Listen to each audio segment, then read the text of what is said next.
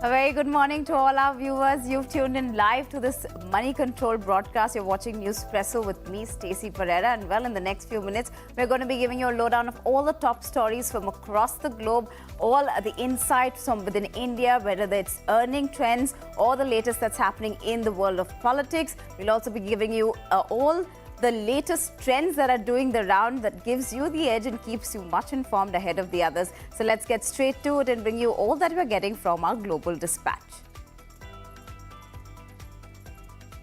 A seventh straight day of gains for the Dow Jones, making it its longest string of gains since March of 2021. The S&P 500 is gained as 0.71%, while the Nasdaq Composite has climbed about 0.76%.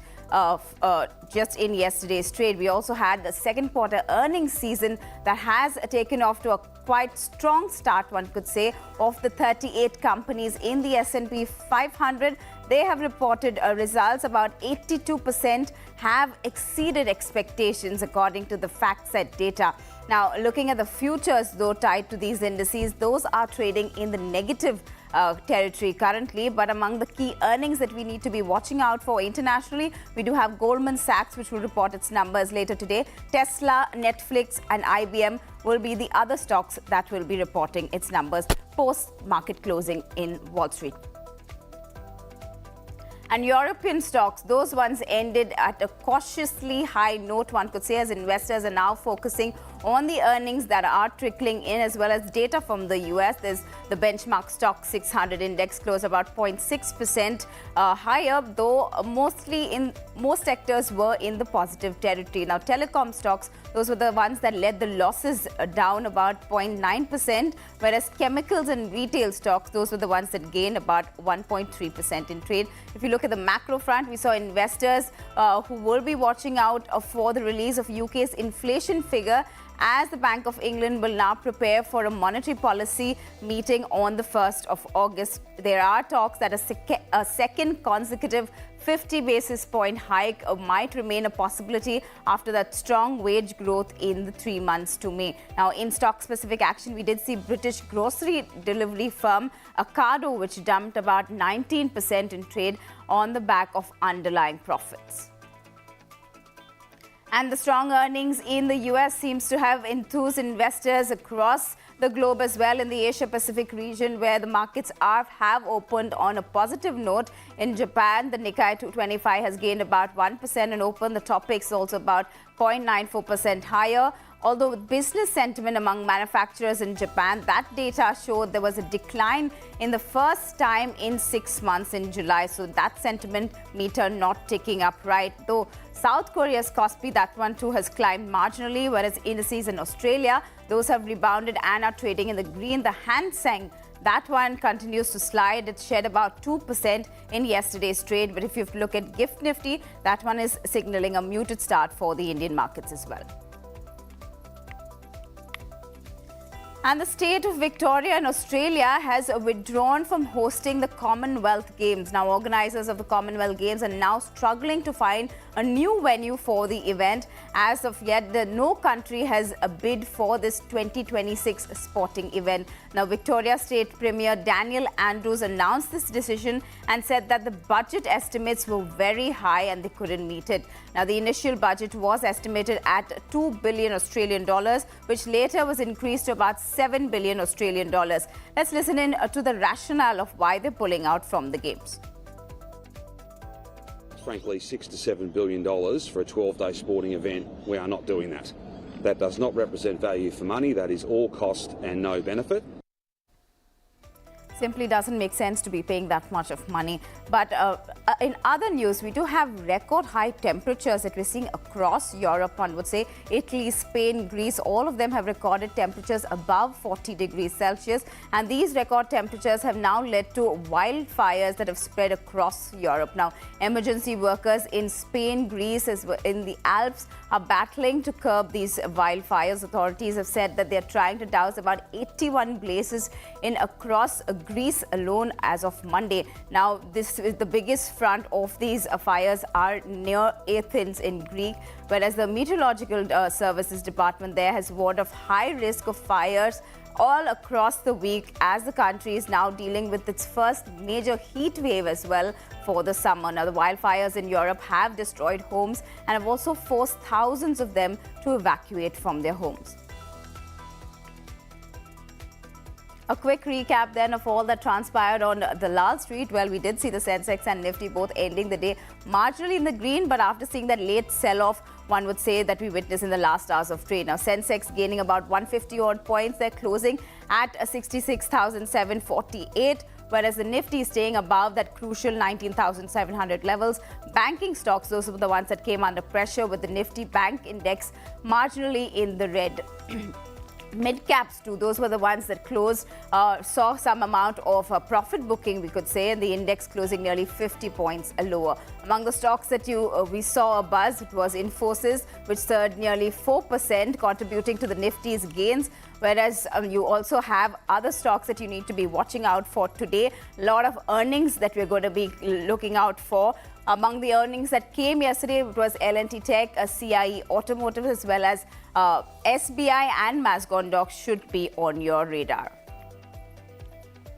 And staying with the markets, well, a regulator, SEBI, along with NSE and BSE, has gone ahead and revised that surveillance action under the enhanced surveillance measures, or what we call ESM framework. Now, earlier, the stocks under ESM Stage 2 were allowed to trade only once a week if you were in that list. Now, this has been revised to all days of trading. Last week, BSE listed Mercury EV Tech was the one that went ahead and challenged the framework at the Securities Appellate Tribunal. Now, the ESM Stage 2 was affecting the reputation of these small and micro companies, rendering the scripts illiquid, as well as penalizing the investors by not letting them exit freely. This revised framework will now come into effect from July 24th.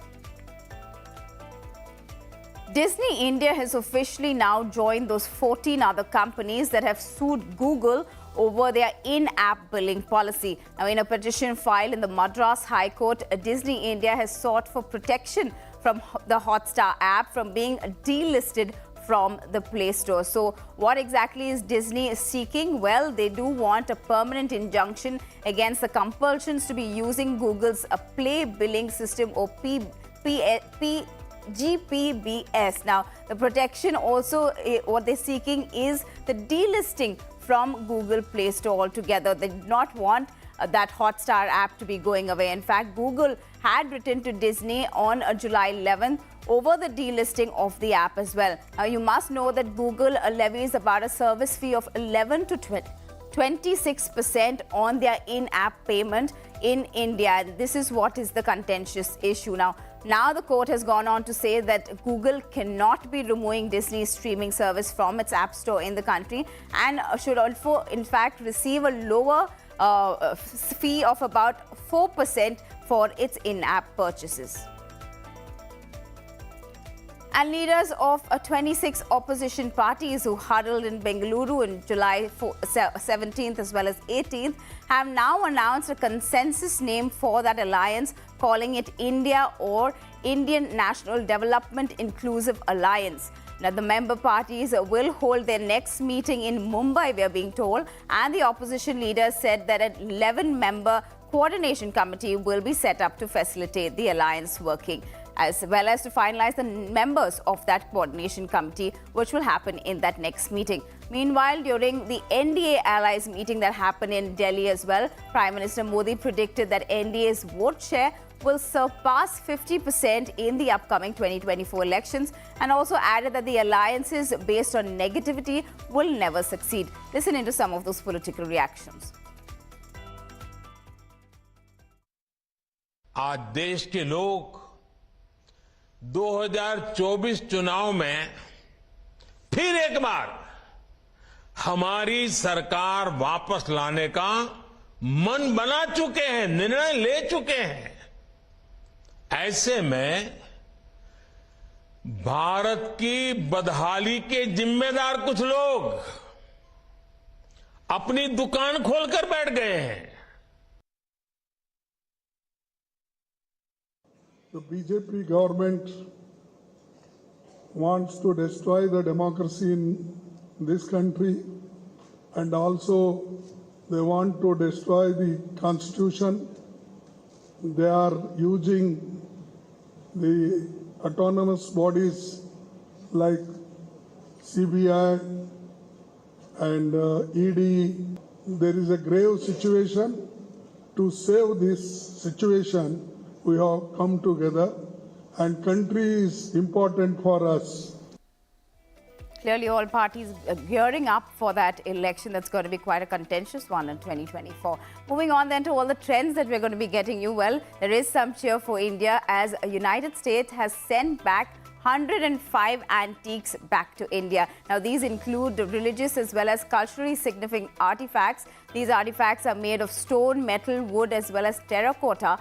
They have been returned to the Indian consulate after Prime Minister Modi's recent state visit to the US. Now, these artifacts also represent a wide geography in terms of their origin. Over 47 of them belong to eastern India, while 27 from the southern parts of the country, while 22 from central India and a few from the northern and western states. And Captain Cool, as we know him, is also an automobile fan. We know that, and he has a huge collection. Now, in a video that was shared on Twitter, it can be seen that the former Indian pacer Venkatesh Prasad as well as former spinners Sunil Joshi were stunned with Dhoni's collection at his home in Ranchi. Prasad tweeted, "One of the craziest passions I have ever seen in a person," when he put out that tweet which showcased that collection. Now, what a collection one could say that MSD has. Well, he is a great achiever and even more incredible person is what he wrote. And this is a glimpse of his collection of bikes and cars in his Ranchi house. Now, Dhoni's collection comprises of at least 70 different bikes, including Harley Davidson, Ducatis and many others, while he has more than 15 luxury vintage cars as well.